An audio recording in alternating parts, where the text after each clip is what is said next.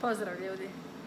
Događa li se vama ponekad da želite da znate čitati misli ljudima oko sebe u odnosima koje imate?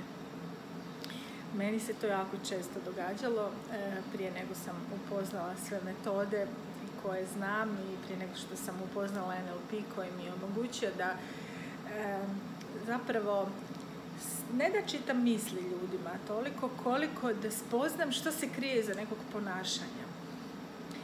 Znate, mi ljudi imamo prečesto u jednoj situaciji više identiteta koje zastupamo ili koje želimo zastupati. Naime, ulazeći u situacije kroz koje prolazimo kroz život, mi zapravo se uvijek identificiramo kao netko.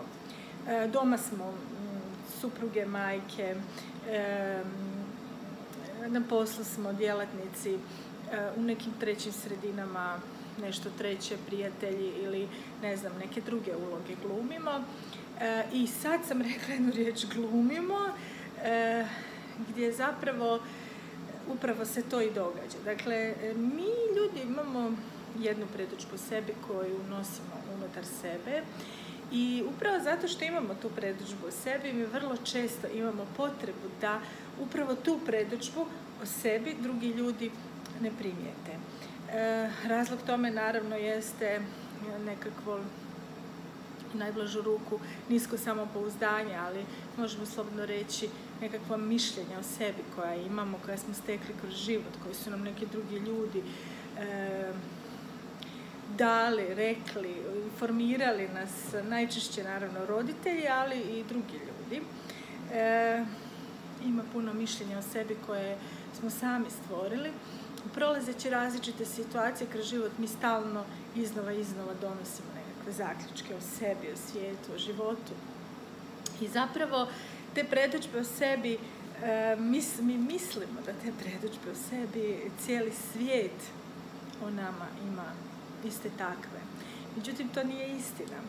Svaki čovjek drugog čovjeka percipira kroz svoje filtere, kroz ono što on jeste, a ne ono što je druga osoba. Tako da mi praktički zapravo u svijetu oko sebe općenito ne možemo vidjeti ono što nije u našoj percepciji, ono što je nama nepoznato, ono što već nismo negdje vidjeli. A isto tako je i u odnosima sa drugim ljudima. Dakle, onda kada sretnemo drugu osobu, mi uvijek u njoj vidimo ono što je u nama. I zapravo moja današnja poruka vama jeste da nemate potrebe skrivati ono tko jeste zapravo. Prvo zato što onda kada imate potrebu da skrivate to nešto, onda dižete određene obrane, dižete određene maske, stavljate, počinjete igrati različite uloge koje u konačnici nisu vaše autohtone i one se u ponašanju pokazuju kao vrlo često neuspješne, jer ono što drugi čovjek pored vas o vama ne zna, ali osjeća, jeste onda kada niste autentični ili kako bi mi to NLP rekli kongruentni. Niste autentični, kongruentni onda kada proizvodite ponašanje koje ne izlazi iz vašeg izvornog ja.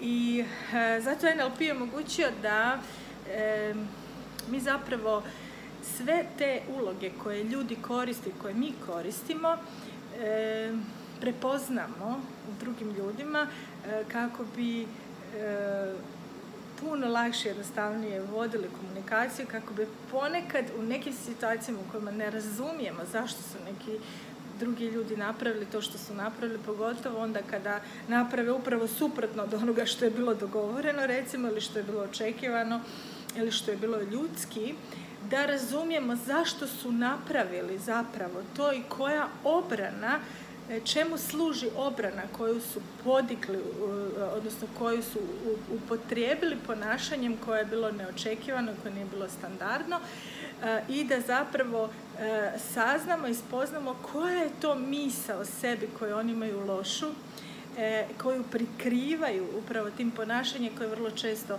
vama prilijepi lošu misao o vama, i to je jedan fantastičan proces u kojem se možete lijepo nasmijati, jer ima puno tih kategorija i one su vrlo zanimljive, koje prikazuju kako se mi ljudi prikrivamo iz određenih maski i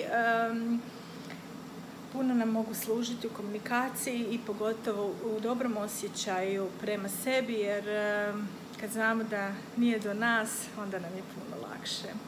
Evo, neka danas bude tako lijepi dan i puno vas pozdravljam i ljubim do idućeg susreta. Bog!